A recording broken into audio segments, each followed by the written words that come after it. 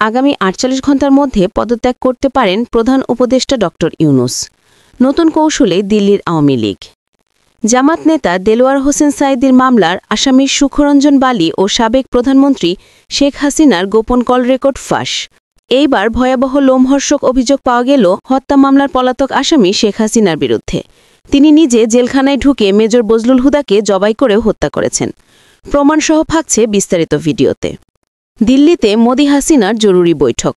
রাষ্ট্রপতির মাধ্যমে ইউনূসকে সরিয়ে ৭১-এর কৌশলে ক্ষমতা নিতে প্রস্তুত হাসিনা পুত্রজয়। এতক্ষণ শুনছিলেন সংবাদ শিরোনাম, এখন থাকছে বিস্তারিত। আগামী ৪৮ ঘণ্টা দেশের জন্য খুবই গুরুত্বপূর্ণ। এই সময় যে কোনো বড় ঘটনা ঘটার আশঙ্কা দেখা দিয়েছে। ফেব্রুয়ারিতে নির্বাচন হতে দেওয়া হবে না, এনসিপি নেতার বক্তব্য। নির্বাচনে বিএনপির শীর্ষস্থানীয় নেতা একের পর এক বিতর্কিত বক্তব্য। সেনাপ্রধানের পক্ষ থেকে প্রধান উপদেষ্টাকে আদর্শ চাপ। বিএনপির সীমাহীন চাঁদাবাজি, সর্বশেষ সিলেটের পাথরকাণ্ড নিয়ে সরকারকে বিব্রত অবস্থায় ফেলে দিয়েছে। এর ফলে আগামী কয়েকদিনের মধ্যে দেশে নতুন অবস্থা তৈরি হওয়ার আশঙ্কা দেখা দিয়েছে। নির্ভরযোগ্য সূত্রে জানা গেছে, মালয়েশিয়ার সফর শেষে প্রধান উপদেষ্টা ড মোহাম্মদ ইউনূস জাতির উদ্দেশ্যে ভাষণ দেওয়ার প্রস্তুতি নিচ্ছেন। এমন পরিস্থিতিতে ড মোহাম্মদ ইউনূস সরকারের দায়িত্ব ছেড়ে দেওয়ার মতো কঠিন সিদ্ধান্ত নিতে পারেন বলে উচ্চ পর্যায়ের সূত্র থেকে আশঙ্কা প্রকাশ করা হয়েছে। ড ইউনূস এমন সিদ্ধান্ত নিলে বিপদের সম্মুখীন হতে পারে দেশ। ড ইউনূস জাতিকে বাংলাদেশের ইতিহাসের সবচেয়ে অবাধ, সুষ্ঠু, গ্রহণযোগ্য নির্বাচন অনুষ্ঠানের প্রতিশ্রুতি দিয়েছেন। কিন্তু দেশ যে পরিস্থিতির দিকে যাচ্ছে তাতে সেটা সম্ভব হবে না। যেন তিনি একটি নির্বাচন করে তিনি তার দায় নিতে চান না। এ কারণে তিনি আর থাকতে চাচ্ছেন না। জানা গেছে, প্রধান উপদেষ্টা তার পরিষদের একাধিক সদস্যের উপর ক্ষুব্ধ প্রতিক্রিয়া ব্যক্ত করেন। পরিষদে কয়েকজন উপদেষ্টার সবকিছু নিয়ে নাক না গলাতে কঠোর নির্দেশনা দেন। এছাড়া তিনি জুলাই আন্দোলনে ছাত্রদের নেতাদের কিছু কর্মকাণ্ডে অসন্তোষ প্রকাশ করেন। ভালো মানুষ আর ভালো শাসন আমাদের আর এখন ভালো লাগে না। অনেক আগে ২০১৫ সালে ওয়াশিংটন ডিসিতে এক কনফারেন্সে একজন সাংবাদিক ড ইউনূসকে প্রশ্ন করেছিলেন, আপনি এমন এক বয়সে পৌঁছেছেন যখন অনেক মানুষ অবসর গ্রহণ করে, কিন্তু আপনি এখনও ব্যস্ত একজন মানুষ। যদিও আপনি আর গ্রামীণ ব্যাংকের পরিচালনা করেন না, তবু আপনি ইউনিস সেন্টারের চেয়ারম্যান, যা বিশ্ব সমস্যা সমাধানে নিবেদিত ব্যবসাকে উৎসাহিত করে। এছাড়া আপনি বিভিন্ন প্যানেল আলোচনা অংশ নিচ্ছেন। ড মোহাম্মদ ইউনূস তখন জবাব দেন, অবসর শব্দটিকে অবসরে পাঠানো উচিত, কারণ অবসর শব্দটি খুবই ক্ষতিকর। অবসরে যাওয়া মানে আপনার আর কোনো প্রয়োজন নেই, আপনার কাজ শেষ। একটি জাহাজ যখন আর ব্যবহারযোগ্য থাকে না, তখন সেটিকে অবসরে পাঠানো হয়, অপ্রয়োজনীয় হিসেবে সংরক্ষণ করা হয়। কিন্তু একজন মানুষ কোনো যন্ত্র নয় যাকে অকেজো করে রেখে দেওয়া যাবে। ড মোহাম্মদ ইউনূস আরও বলেন, জীবনের প্রথম ধাপে আমরা বড় হই, পড়াশোনা করি, বিয়ে করি, সন্তান লালন পালন করি, কাজ করি এবং দায়িত্বে চাপে থাকি। সবসময় দায়িত্ব পালন করতে হয়, সবসময় একটি চাপ অনুভব করতে হয়। কিন্তু জীবনে এই দ্বিতীয় ধাপে প্রথমবারের মতো আমি মুক্ত। আমি যা চাই তাই করতে পারি, আমার স্বপ্ন ইচ্ছাগুলো বাস্তবে রূপ দিতে পারি। আমি এখন শুধু সেই কাজগুলোই করি যা আমি উপভোগ করি। উপরের কথাগুলো বলেছিলেন আজ থেকে ১০ বছর আগে। ১০ বছর পর আজকে তার বয়স ৮৪ বছর। ৮৪ বছরে একজন মানুষ ৪৩ বছরের প্রাণচঞ্চল্য নিয়ে বাংলাদেশকে নেতৃত্ব দিচ্ছেন। বাংলাদেশের সবচেয়ে ব্যস্ত মানুষও হয়তো তিনি। ঘরে একজন শয্যাশায়ী স্ত্রী, শুনেছি তার দেখাশোনাও ড মোহাম্মদ ইউনূস করেন। কি সাংঘাতিক ব্যস্ত সময় পার করছেন।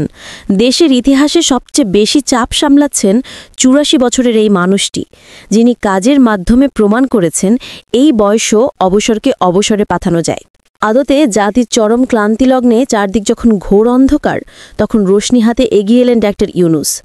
অন্য খেলোয়াড়রা চেষ্টা করে যাচ্ছেন ওনাকে ডিসক্রেডিটেড করতে, ওনাকে ব্যর্থ করতে। বাংলাদেশের গত ৫৩ বছরে এত আলোকিত মানুষ ক্ষমতা শীর্ষে যেতে পেরেছিল। যেখানেই যাচ্ছেন কি পরিমাণ তাজিম পাচ্ছেন। ৮৪ বছর বয়সে অনবরত মিটিং ক্লান্তিহীনভাবে দিয়ে যাচ্ছেন, আর দেশ ও দেশের বাইরে থেকে অসংখ্য মানুষ ষড়যন্ত্র করে যাচ্ছে। ওনার সাফল্যতা দেখলে তাদের গায়ে ফুসকা পড়ে। তিনি সফল হলে তো ওদের সফল, কারণ তাদের কাছ থেকেই তো দেশের চেয়ে বড় দল, আর দলের চেয়ে নিজের স্বার্থ বড়।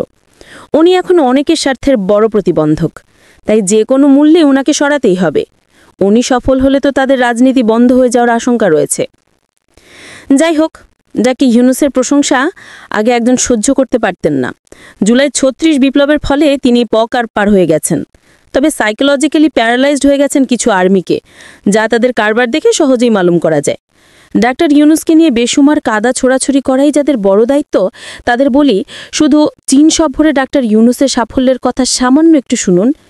15,000 কোটি টাকা বিশ্বমানের মেডিকেল প্রতিষ্ঠা, 12,000 কোটি টাকা 4টি মহাসাগরীয় বাণিজ্যিক জাহাজ ক্রয়, 10 কোটি টাকা 23টা ব্রিজ তৈরি, বিনা শুল্কে 2028 সাল পর্যন্ত মুক্তপণ্য বাণিজ্য সহ বিশেষ অর্থনৈতিক অঞ্চল তৈরির $1 ট্রিলিয়ন চুক্তি হতে যাচ্ছে। এখানে শেষ নয়, সম্প্রতি ওনার তৎপরতায় জাতিসংঘের রোহিঙ্গা প্রস্তাব পাশ হয়েছে 140টি দেশের প্রত্যক্ষ ভোটে, যেখানে কোনো দেশ বিপক্ষে ভোট দেয়নি। রোহিঙ্গাদের আগে যেখানে খাবার বাবদ মাসিক $7 তথা 847 টাকা দেওয়া হতো, সেখানে নতুন বাজেটে সেটি বাড়িয়ে এখন জনপ্রতি খাবারে $12 অর্থাৎ 1452 টাকা দেওয়া হবে। এছাড়াও বিশ্বের 75তম দেশ হিসেবে আন্তর্জাতিক গুম বিরোধী সনদে স্বাক্ষর করেছে বাংলাদেশ। লুট হওয়া ব্যাংকগুলোর নিশ্চিত ধ্বংস হওয়া থেকে রক্ষা করেছেন। পুরো বাজারে কোনো জিনিসপত্রের দাম বাড়েনি এবং পুরো রমজানে বিদ্যুৎ সরবরাহ ভালো ছিল। বাংলাদেশের প্রতি মাসে $2 বিলিয়ন রিজার্ভ বাড়িয়েছে। আদানির কাছে বিদ্যুৎ খাত ধ্বংস হওয়ার থেকে রক্ষা করেছেন, বৈদেশিক মুদ্রা রিজার্ভ পতন থেকে রক্ষা করেছেন, এখন রিজার্ভ তরতর করে বাড়ছে। রেভিটেন্স প্রবাহ বাংলাদেশের ইতিহাসে সর্বোচ্চ পর্যায়ে পৌঁছেছে এবং ডলারের দামের পতন ঠেকানো সম্ভব হয়েছে। রপ্তানি প্রবৃদ্ধি 15% বেশি হয়েছে, ইতিহাসের সবচেয়ে বেশি পণ্য রপ্তানি হয়েছে তার সময়। বিগত বছরগুলোয় বর্ডার কিলিং গড়ে বছরে 500-র অধিক ছিল, গত বছর ছিল 577 জন। ইউনিস সরকারের সময়ে তা 7 মাসে 10 জন। দেশটাকে রাজ্য থেকে আবার রাষ্ট্রের মর্যাদায় আসীন করেছেন তিনি, তাই জুলাই বিপ্লবকে দ্বিতীয় স্বাধীনতা বলা হয়। বাংলাদেশের ইতিহাসে সবচেয়ে যোগ্য রাষ্ট্রনায়ক ডক্টর ইউনুস, পৃথিবীর ইতিহাসে সর্বাধিক সম্মানিত বাঙালিও তিনি। বাংলাদেশের 54 বছরের ইতিহাসে ভারতের সাথে চোখে চোখ রেখে কথা বলার মতো সৎ সাহস রাখেন একমাত্র প্রফেসর ইউনুস। সব সরকারি কর্মচারী সম্পদের হিসাব একমাত্র তাঁর পক্ষেই আদায় করা সম্ভব হয়েছে, কারণ তিনি শত আন্তরিক। বাংলাদেশের 1000 বছরের ইতিহাসে একমাত্র তাঁর আমলে সরকারের বিরুদ্ধে প্রকাশ্য ডিজিটাল প্ল্যাটফর্মে তুমুল সমালোচনা ও তাঁর বিরুদ্ধে কুৎসিত ভাষার অপপ্রচার করা যাচ্ছে। কাউকে তিনি গ্রেফতার করেননি, যা ফ্যাসিস্ট জামানায় কল্পনাও করা যেত না। তিনি প্রবাসীদের ভিআইপি মর্যাদা দিয়েছেন এবং ঘোষণা করেছেন রেভিটেন্স যোদ্ধা হিসেবে। তার যোগ্যতার নেতৃত্বে আরব আমিরাতে বেশ কয়েকজন প্রবাসী বাংলাদেশি কারাগার থেকে বেকসুর খালাস পেয়েছেন। রাষ্ট্রের প্রতিটি প্রতিষ্ঠানকে ধ্বংস করেছে ফ্যাসিস্ট সরকার, যা তিনি মেরামত ও সংস্কার করছেন। প্রতিটি হত্যাকাণ্ডের বিচার শুরু করেছেন। রোহিঙ্গা জনগোষ্ঠী নিজ দেশে পাঠানোর জন্য যত তাড়াতাড়ি সম্ভব ব্যবস্থা করছেন।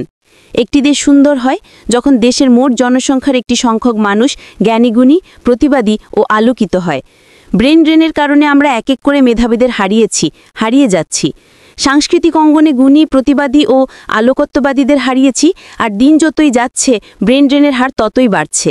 এটি যদি এখনোই না পেয়ে থাকেন, শীঘ্রই চরমভাবে টের পাবেন, তখন আর তেমন কিছু করার থাকবে না। এই কারণে তিনি জনগণের হৃদয়ে জায়গা করে নিচ্ছেন। সময় যতই যাচ্ছে ডক্টর ইউনুসের জনপ্রিয়তা ততই বাড়ছে। যে দল নির্বাচনের দাবি জানাচ্ছে, জনগণ তাদের প্রতি বিরক্ত প্রকাশ করছে এবং তাদের জনপ্রিয়তায় হ্রাস পাচ্ছে। যখন হাসিনা ক্ষমতায় ছিল, তখন তারা ডক্টর ইউনুসকে নিয়ে মহা চিন্তায় ছিল, না পারছিল গিলতে, না পারছিল বমি করতে। বর্তমানে একই পরিস্থিতি বিএনপির বেলাও। ডক্টর ইউনুস নিশ্চয় বুঝতে পারছেন, ইতোমধ্যে তিনি বিএনপির কাছে অপছন্দনীয় পাত্রে পরিণত হয়েছেন। তাই কম সময় তিনি এমন একটি আন্তর্জাতিক স্তরের T20 খেলার মতো পদক্ষেপ নিতে পারেন, যা অন্যদের জন্য মহাবিপদ ডেকে আনবে বলে মনে করা হয়। জনগণ ইতোমধ্যে টের পাচ্ছে দেশ কোন দিকে যাচ্ছে, কে কি চায়। বর্তমান রাজনৈতিক পরিস্থিতি বেশ অস্থির। জনগণ এখন এমন কাউকে খুঁজছে যিনি ক্ষমতার মোহ ছাড়া দেশের জন্য কিছু করতে পারবেন। কেউ কেউ ডক্টর ইউনুসকে সরাতে আন্দোলনের ডাক দিলেও অনেকেই তাদের অবস্থান বজায় রাখতে ডক্টর ইউনুসের পক্ষে আন্দোলনের প্রস্তুতি নিচ্ছেন। এবং ডক্টর মোহাম্মদ ইউনুসের পক্ষে দলটি ছোট হবে না, এটা অনেকটা নিশ্চিত। ডক্টর ইউনুস শুধু বাংলাদেশের নয়, বরং বিশ্বের এক অমূল্য সম্পদ, যাকে অপমানের চরম ফল ভোগ করছে পুরো শেখ পরিবার ও আওয়ামী লীগ। 1000 বছরে একবার এমন একজন নেতা জন্ম নেন যিনি সত্য, সততা ও সঠিক মূল্যবোধের পরিচয়ক। তাকে ঠেকানোর জন্য নয়, বরং তার দর্শন ও কাজকে স্বাগত জানানোরই সবার দাবি। আসুন আমরা সবাই মিলে এই পরিবর্তনের স্বপ্নকে বাস্তবে পরিণত করি। অবশ্যই ডক্টর ইউনুস খলতালোভী নন, তার বয়স প্রায় শেষ, মৃত্যুর খুব কাছাকাছি দাঁড়িয়ে দেশকে একটু পরিবর্তনের একমাত্র চেষ্টায় দেশের প্রতিটি মানুষকে একটু সুখের ছোঁয়া দিতে আপ্রাণ কোশিশ করে যাচ্ছেন এই মহান ব্যক্তি, যার চাওয়ার কিছু নেই, পাওয়ারও কিছু নেই। আমরা আমাদের নিজেদের স্বার্থের জন্য তার বিরোধিতা করতে পারি, কিন্তু দেশের স্বার্থে কিছু ছাড় দেওয়া, কিছু ভালো বিষয়ে একমত হওয়াই জরুরি। আসলে যে কোনো জাতিকে বিশেষ মুহূর্তে দেশ ও জাতির বৃহত্তর স্বার্থে ধর্ম, বর্ণ, দল, মত, আদর্শের ঊর্ধ্বে উঠে কিছু বিষয়ে ট্র্যাজেডিক এসেসিয়া লেজোবেট থেকে এগিয়ে জয় আসতে হয়।